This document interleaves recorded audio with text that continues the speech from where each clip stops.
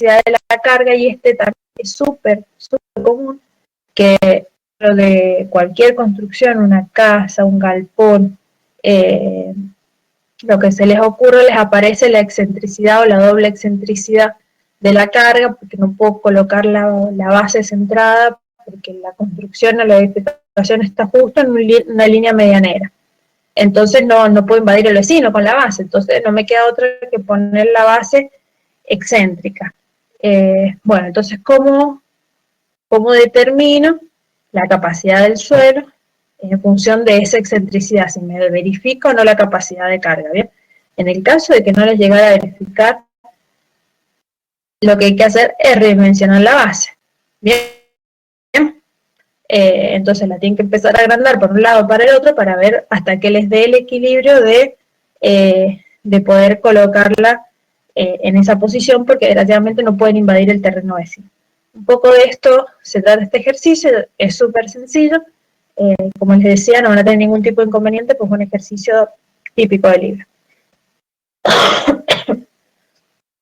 Bueno, y ahora sí, cuando pasamos al ejercicio 6 y 7, son ejercicios un poquito más complejos, pero que tienen que ver con situaciones bastante comunes que también se les suelen presentar.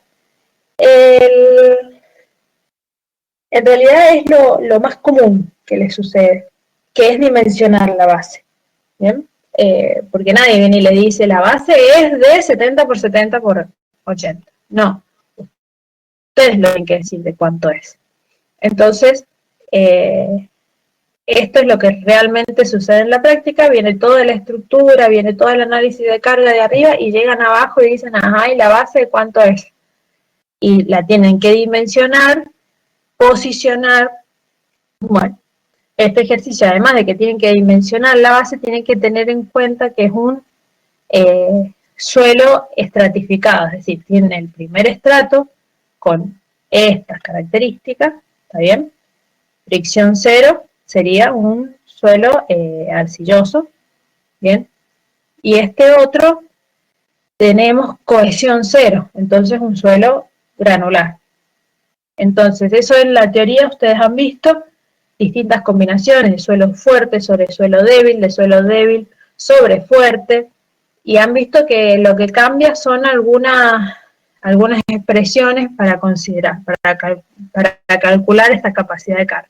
Pero, básicamente, lo que tienen que hacer es definir este coeficiente que tenemos acá, que está bueno, pues no es más que una relación entre resistencia, es decir, ustedes determinan la resistencia del estrato 2 sobre la resistencia del estrato 1, y si les da menor o mayor que 1, es cuál de los estratos es más fuerte. Es simple, es muy lógico, ¿no?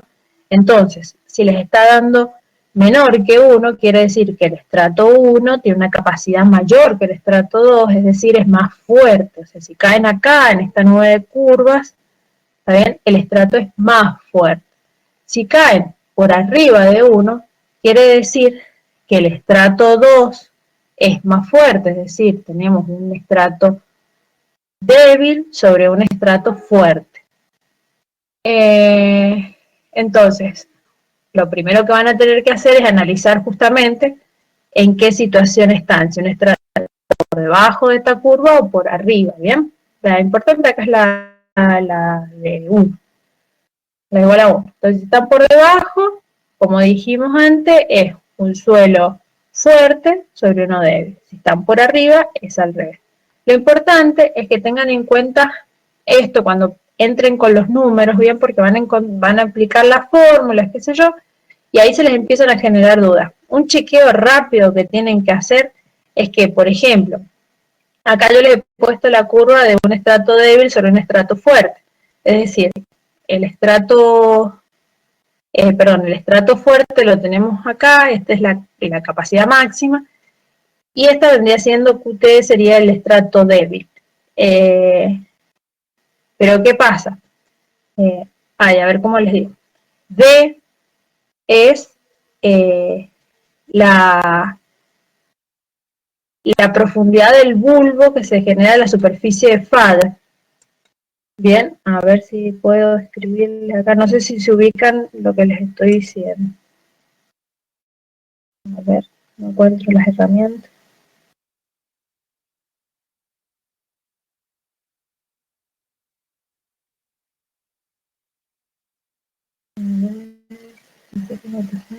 Herramientas, acá está.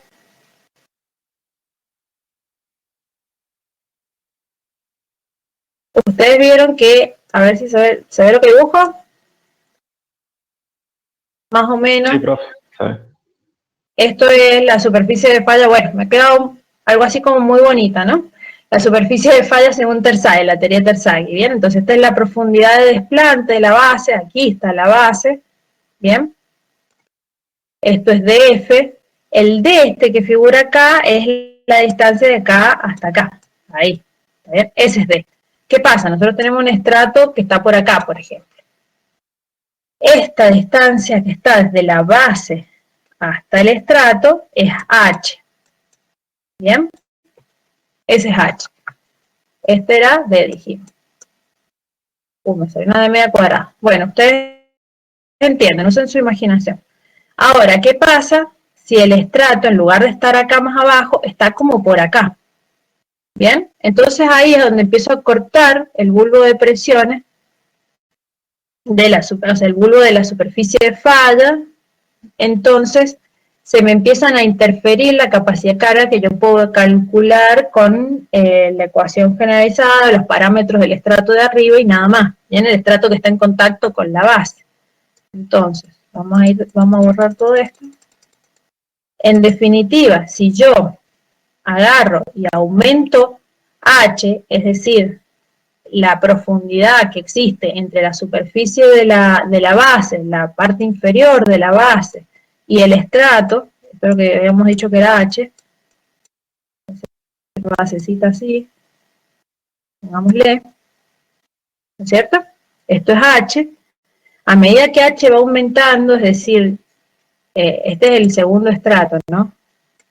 A medida que ese h va aumentando para un mismo b, la capacidad de carga se parece a la del primer estrato, ¿bien? Porque la superficie de falla queda metido acá en este estrato, ¿bien? En este caso, esta curva, como les dije, está hecha para un estrato débil sobre uno fuerte. Entonces, este H va aumentando, entonces el bulbo tiene, la superficie de falla, pero tiende a desarrollarse dentro de este estrato.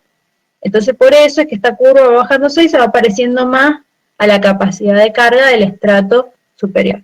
Ahora, si esta H empieza a disminuir, esta relación también empieza a disminuir, ¿bien?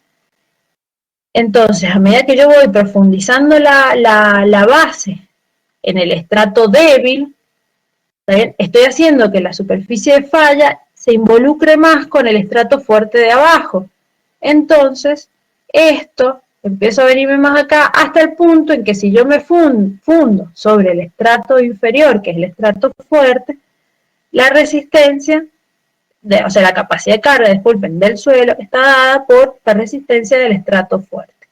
Entonces, existen una gama de capacidad de cargas en función de la profundidad que yo le voy dando a la base dentro del estrato superior del estrato débil. Si es al revés, ustedes tienen un estrato fuerte arriba de uno débil, la diferencia es que esta curva va a ser algo así, al revés, para el otro lado, ¿está bien? Es decir, a ver, lo vamos a poner así, va a ser algo así, ¿está bien? Entonces, a medida que yo me voy alejando de H, me voy pareciendo más al estrato superior, ¿está bien? Y así simplemente eso, que es más fuerte, ¿bien? Es el mismo criterio, a medida que la profundidad H va aumentando, me voy pareciendo más al estrato superior. Pero esa es la diferencia. Eso es lo que quiero que tengan en cuenta, que cuando ustedes calculen la capacidad de carga en función de la profundidad que le van a dar a ustedes tienen que dimensionar esta base, le tienen que dar el B y me tienen que dar el DF, con lo que les va a quedar el H de diferencia. Bien, el estrato tenía 1,20 m. El estrato tiene 1,20 m.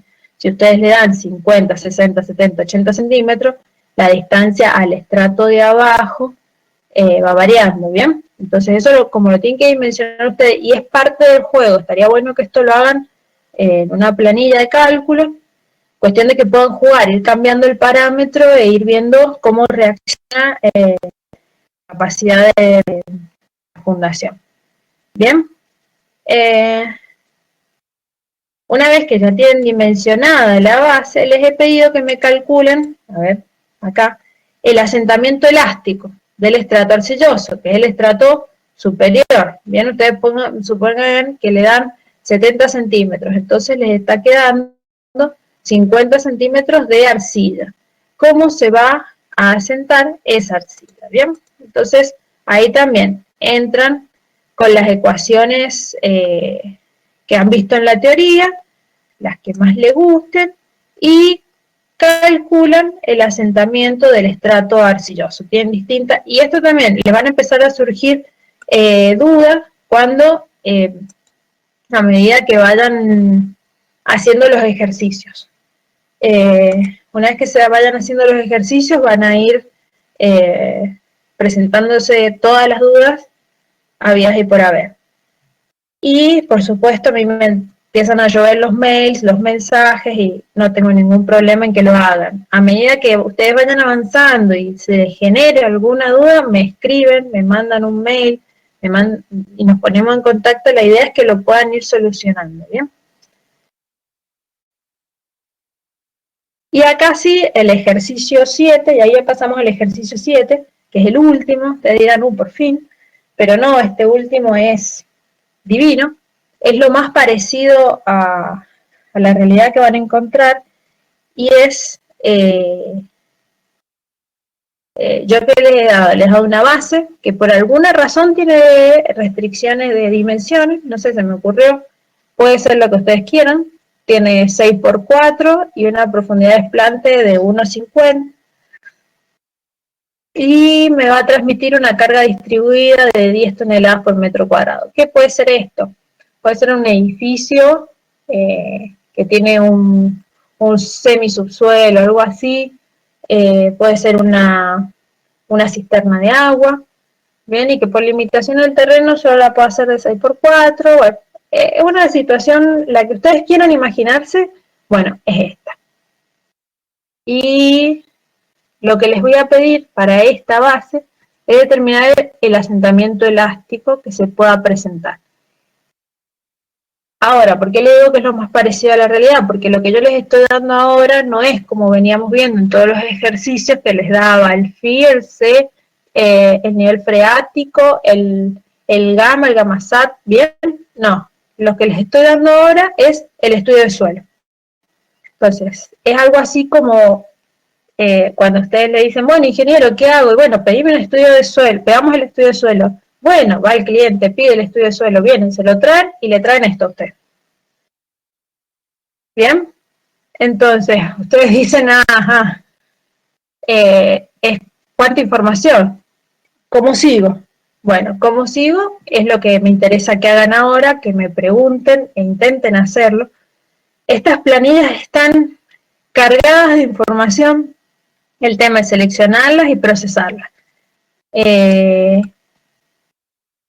La primer planilla lo que tienen es la estratificación del suelo, ¿bien? Es decir, acá viene la cota en profundidad, y el número que está acá suele ser la cota donde cambia el estrato, ¿bien?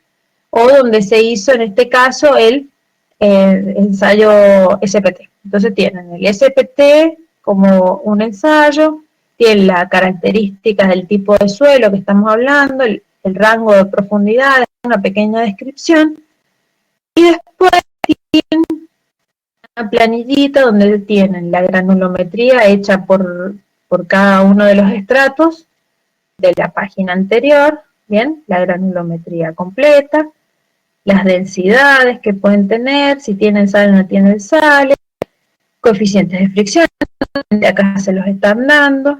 Bueno, y en definitiva con esto lo que me interesa es que hagan una verificación del asentamiento. ¿Por qué una verificación del asentamiento y no de capacidad? Porque acuérdense que la limitación o el diseño de las fundaciones muchas veces implica asentamientos admisibles, ¿bien? y no solo la capacidad de carga portante que pueda llegar a tener el suelo. Entonces, dado que ya venimos con 6 ejercicios donde han determinado la capacidad de carga, dije, bueno, no les voy a pedir acá la capacidad de carga, el que quiera hacerlo está invitado, no tiene ningún problema, creo que tienen información suficiente como para poder hacerla, y verificar si resiste 6 por 4, 10 toneladas por metro cuadrado, ¿bien? Es una cuenta bastante, si lo han hecho todo lo anterior en planillas Excel, es cargar los datos, tendría que salir en 3 segundos. Sencillo, ordenadito y prolijito. Que en este ejercicio hagan el estudio del asentamiento, para que ya les quede y vean que no es tan complicado, por así decir.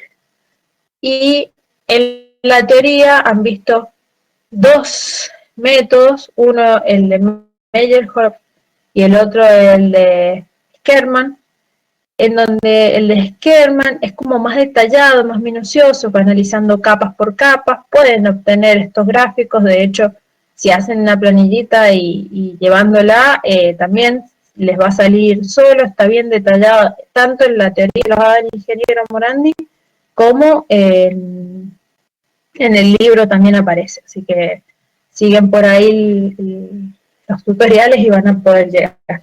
Y después, el método de Meyerhoff, que simplemente utiliza una expresión, en este caso hemos dicho una base de 6 por 4, caemos cantado en este que es mayor de 1,22, y directamente aplicamos esta fórmula, un número.